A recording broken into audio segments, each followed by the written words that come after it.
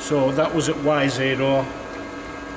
We'll move the job to the other side of the tool so that it's well past it, and then we'll move the job in X so the cutter is in front of the tool, and then touch on to this front side of the job nice and carefully. Take your time, don't try and rush it.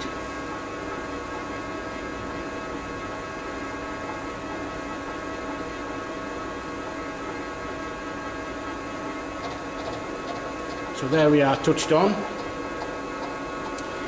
Now then, if we look at the screen, you can see there that the Y, now that we've touched on that second side, on this front face, is at minus 59.77. That's how much we've had to move the table between both sides. So if we knew what half of that was, we would know exactly where the centre line of the job is in the Y-axis. So all we need to do is press the half button and then the axis that we've moved, and we can see that that is now at 29.885. So if I take that cut along, it will be at minus 29.885 on this side of the job, and then if we go back to the other side of the job, we'll need to move it to plus 29.88 to take the same cut. Okay, so that means that we can move the same amount of each axis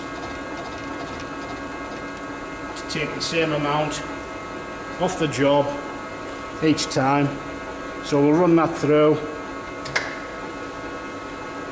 So this is the same as what we did on the back. We're doing the same to the front, and then we're going to start going round the back again for another cut, and we'll make it 1.5 millimeters less than what the screen says it is at the moment. So we'll make it approximately 28.5 on the plus side of 0 for the y-axis, and then come back to the front again and 28.5 in the minus to cut along the front. And you'll notice also that the job's going past the cutter in what's known as a conventional milling style. So the cutter is moving clockwise and the job is moving against the sharp blades of the cutter. That is the best way for roughing out. If you were finishing, we would go in the opposite direction of feed and just take a little tiny cut, and that will be known as climb milling or roll milling. So this is conventional because we're just roughing out at the moment. So once that's gone past the end of this job, we're going to move our y-axis to 28.5 in the positive and take a cut off the back face.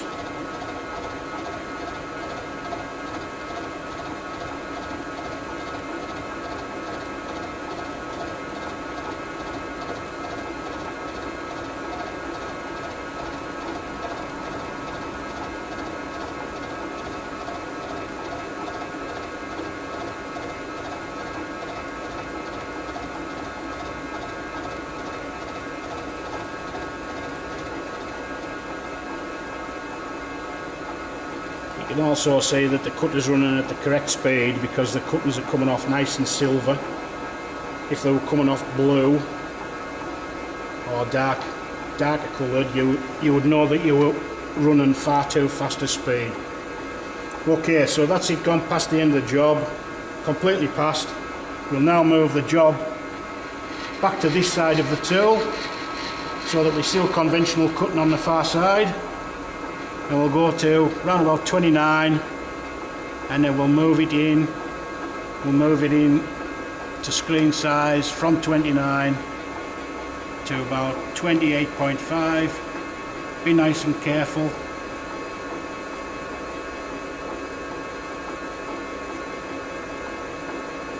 So that's close enough for what we need.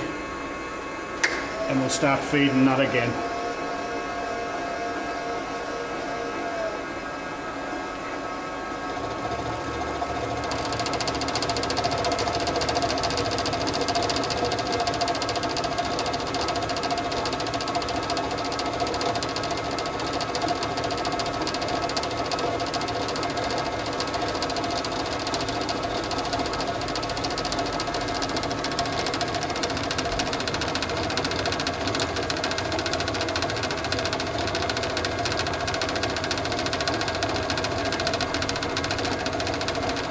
All I did there was slow the feed down a little bit.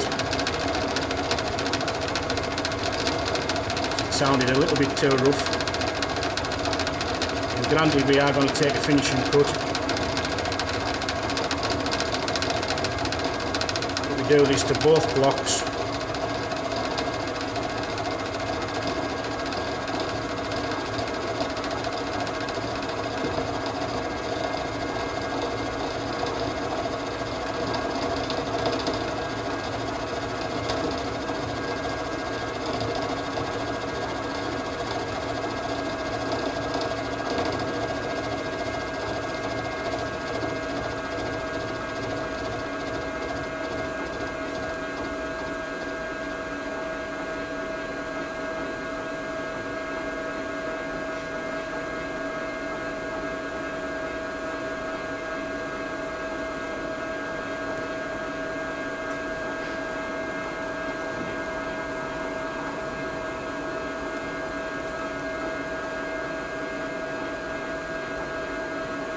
So I'll just move that on a little bit so we get to the next block.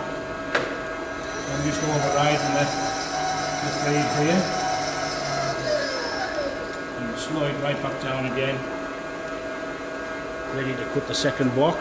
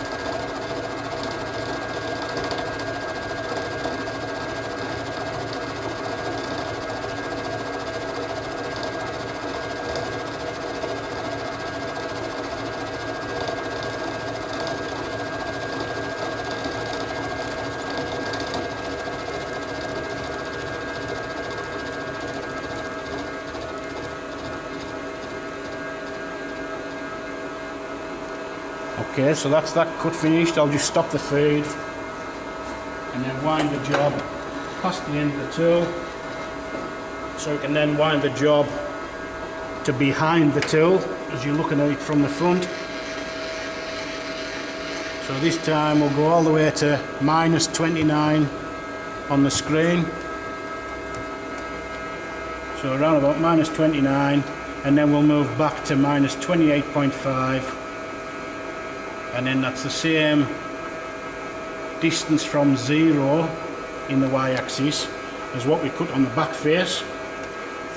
So we'll now feed that through to cut the front face the same.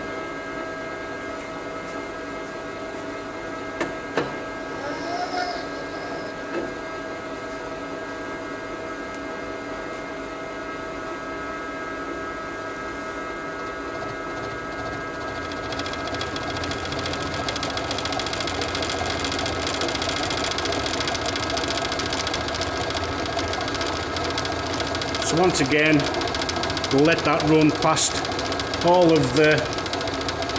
of the jobs, and then we'll come back to the next video.